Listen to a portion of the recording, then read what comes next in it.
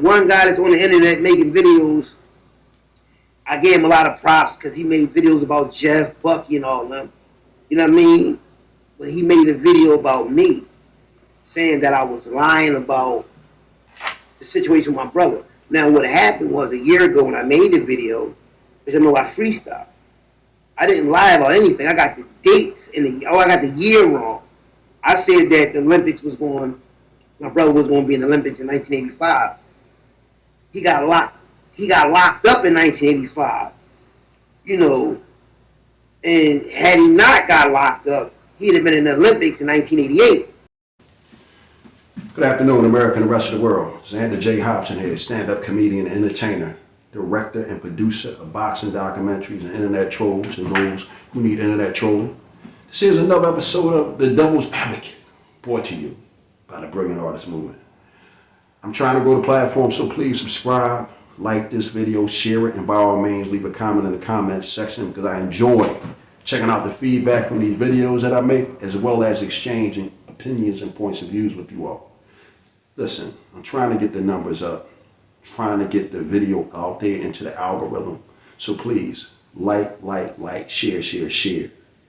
Hey man, I got some great content that I'm putting out there and I need you all to help me spread the word. So anyway, right, this video right here is going to be about credibility and it's going to be about integrity. And if you don't learn anything else from this video, you should learn to believe half of what you hear and all of what you see.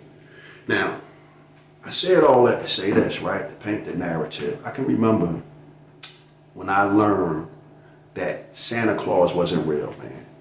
It shook me to my very core, man. And I was tore up about it.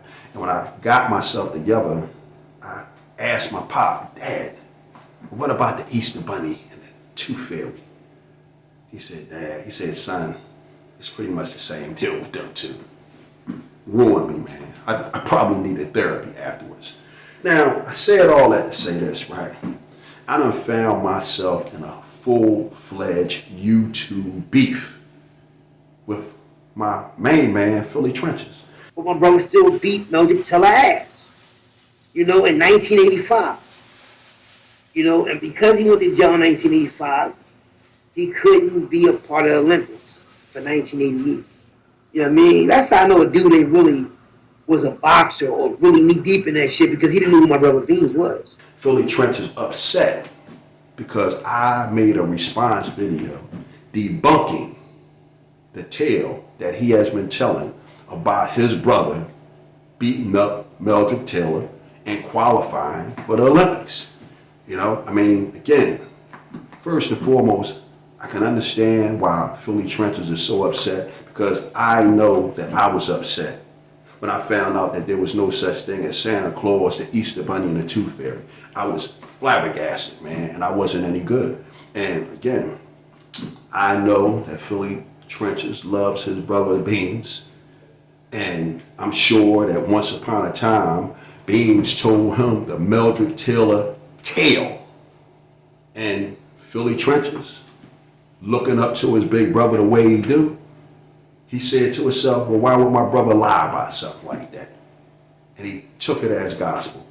I could see it now. They was probably sitting around in the kitchen eating cereal and Meldrick Taylor flashed across the screen. And Beans probably said, yeah, man, I beat that nigga, man. I was supposed to go to the Olympics. And he told that tale to Philly Trenches and his brother. And they believed him because why would my brother lie to me about something like that? Now, I've been listening to Philly Trench's narrative, and every time he speaks on his tale, it's always from the perspective of, I heard. From what I heard from the streets of the old days when I was in Greatest Ford, Fink from West Philly, from down the bottom, not only did he tell me this, but the old heads in Greatest Ford told me this. Beans beat Meldrick Taylor up and down the ring. Up and down the ring. Beat his ass up and down the ring. Hey man, Philly Trenches, Hockey Raw. Hey man, you familiar with the criminal justice system, man. And you know damn well that hearsay That shit don't carry no weight in the real world, man. When you think about it, think and the old heads of Gratitude. Now, do you really believe that Think and the old heads at Gratitude, Hockey Raw, did they actually see Meldrick Taylor and Beans boxing? Or is it a tale that they heard about as well? And the crazy thing about it, Philly Trenches, I don't think that you've done anything wrong, and I don't think that you think you've done anything wrong, because what happens is this, Philly Trenches, you're a jailhouse guy. And one of the things that I know about jailhouse guys is y'all sit around talking about shit like Beans beating up Meldrick Taylor, or the Cadillac somebody drove, or the girl somebody banged. That's jailhouse life, man. That's how you get through your time in jail, sitting around talking about that kind of shit. But guess what, man? That don't mean it's true, man. I heard it once said that you could be anything you want to be in jail. You know how many guys in jail told stories and the whole story is completely fabricated, man? That's part of jailhouse life, brother. Come on, Hockey Raw. I mean, you got a brain, man. I mean, you know, as we dissect this video and break it down, I'm going to make you look worse and worse. Point blank, period. Now, Hockey Raw talked about his brother beating Meldrick in '85.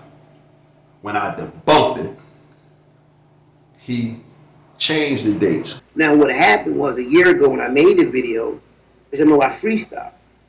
I didn't lie about anything. I got the dates and I got the year wrong. I said that the Olympics was going, my brother was going to be in the Olympics in 1985. He got locked up in 1985. You know, and had he not got locked up, he'd have been in the Olympics in 1988. Man, you all over the place, man. You all over the place. And being all over the place, that makes your argument even weaker. This is the main reason why they tell you not to speak until your lawyer arrives. Because when niggas talk, they tend to get themselves in trouble. The date is everything, sir. Because you're saying that your brother fought Meldrick Taylor and qualified for the '84 Olympics, the '88 Olympics, the whatever Olympics, and '85. Let's take the Olympics out of the equation. Let's just talk about your brother fighting Meldrick Taylor in an amateur fight in 1985. Meldrick Taylor was pro in 1985, sir. He turned professional in 1984, not too long after winning the gold medal. He even got a $50,000 signing bonus, sir. So that alone debunks your whole story. And again, I'm not debunking your whole story because I want to get on YouTube and fuck with you.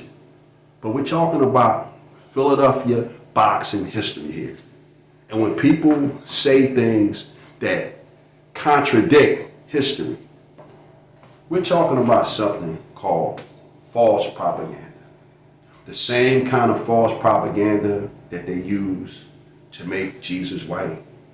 The same kind of false propaganda they use to make you think that black people really didn't do anything in the history of the United States. We're talking false propaganda. And the tactic that you're engaging in, Philly Trenches, is called false propaganda. And you're engaging in an act of false propaganda against Meldrick Taylor, a Philadelphia boxing legend. Yeah, you know what it is. Black and yellow, black and yellow, black and yellow, black and yellow. Yeah, you know what it is. Black and yellow, black and yellow, black and yellow. Yeah, you know what it is. Everything I do it big. Yeah, screaming that's now. Now tell me how that's cool. We talking about the stuff of our white oppressors, rewriting history, adding things to the history books, removing things from the history books. So now Hockey Raw, right? You into compromising history? When I have no doubt a guy like you wouldn't like the idea of white people rewriting history. So why are you trying to rewrite history? See, this is just how heavy this is, man. And I heard you talking about seeing Meldrick Till in jail and all that stuff. So you already know Meldrick is really not in any type of shape to defend himself on this type of issue. And it's not that I'm out to do this to you, man, but again, we're talking about something that happened during my time. And no, I wasn't around to see it, but I know the climate, I know the atmosphere. And if this was something that actually transpired in the city of Philadelphia, of Happy Hollow, it wouldn't be ringing throughout the jailhouse circuit. It would be ringing throughout the jailhouse circuit and the Philadelphia gyms, where, again, people stood on the sideline to see what Meldrick Taylor did whenever he got in the boxing ring. I mean, so that boy that made that video to try to make me look bad in the video, that's crazy, man. Then he gonna make a comment and said he'd remember meeting me up LA Fitness off City Line Avenue. I mean, like, I had people go to this boy's page, they looked at his page and all that, and all he was really trying to do was trying to make himself look good by posting some of my footage of what I said and everything, trying to make me look bad. You can't make me look bad in my city, because my whole city know me. Philly know me. They know me, like really know me. That's why they watch my show. They know I ain't lying about nothing I'm saying. He tried to come up off me and try to assassinate my character and said I'm lying because I got the year mixed up. Nobody's trying to come up on you. I listened to your narrative. I watched your whole 1 hour and something video, and you spent a considerable amount of time talking about me. And the dude that made the video, for real, to be honest, the dude who made that video, he looked like one of them guys that used to get high off crack. And he ain't on crack no more, so now he trying to get back on his feet. And he's mad because he wasted all his years getting high. That's what it seemed like. That's the type of personality it seemed like. Maybe I'm wrong. Making all kind of veiled threats. Why, man? Because you get on here and you say things that are false, and I believe that you know they are false, but again, you say these things because that has become a part of your DNA, and you have trouble not saying these things. And now you bump into the one guy on YouTube who happened to be from your own hometown, a guy that we started off on a good foot, but now that I'm debunking the story that you've been telling about your brother after all these years, you no longer like me. Well, I'm perfectly all right with that, Philly Trenches, because again, I stand on the side of truth. I'm not on here clout chasing for clicks and views, man. I was minding my business, making videos and subscribing to your channel and supporting your channel when I seen something on your channel that I know not to be true. No, the boy, he made the video, right? And I was feeling his videos because he was talking about the era I was around and all that. But I kept saying to myself when I used to watch the video, and I said, how come I don't know him? If I know everybody, how come I don't know him? But then he came out and said, because he was in the army and all that. But you could tell the videos this dude made. It's like he probably was around when individual was around, but you could tell he ain't know nobody. You're talking about something that I lived. It would be no different if I was to get on these YouTube airways and start talking about the life of a convict. You see right through it right away because you've been in that arena. I used to run in the yard up Gratis Forward, man. I had all them niggas up there on lock. I was up Gratis Forward, I was at Holmesburg, I was at Camp Hill. I was so bad they sent me to Dallas. Man, y'all jailhouse niggas would pick up the phone and be like, yo, man, who this boy on YouTube talking all this shit? You remember him? No, fuck no, I don't remember him. You remember him? No, I ain't never seen that dude before. Well, that's how your story is to anybody who was in that boxing circuit when you start talking about this Beans and Meldrick Taylor thing, man. And then when you talk about 1988, that was me and Jeff in them time. And we was in them trenches, man. Hey, man. Nobody who I talk to knows a Beans that was in the gym training, bro. Nobody. And I talked to a handful of people. Yo, man, I don't know him. And again, this is nobody saying that Beans couldn't fight. I'm sure that Beans can run. But the nigga, he's a black guy coming up in North Philadelphia. So nobody's saying that the man ain't have no hands. But what I am saying to you, Hockey Raw, is what you're saying does not add up, my brother. I lived that. Boxing, the streets, but more boxing, man. Because I wasn't out in the streets, because I wasn't trying to go to jail. I wasn't trying to be hanging out up Braddocksford with you guys. So that's why you don't know me. But believe me, the people who know me, they know me. Your Reg, Unc, Little Reg, my contemporary. Tell him about Chuck. Ask him about Chuck from 24th and Berks. I know Reg. You talk to Jeff. You say you text him. Chuck from 24th and Berks used to drive the Cadillac in the minivan. I heard you mention Blango, many before. Friend of Jeff Gantz.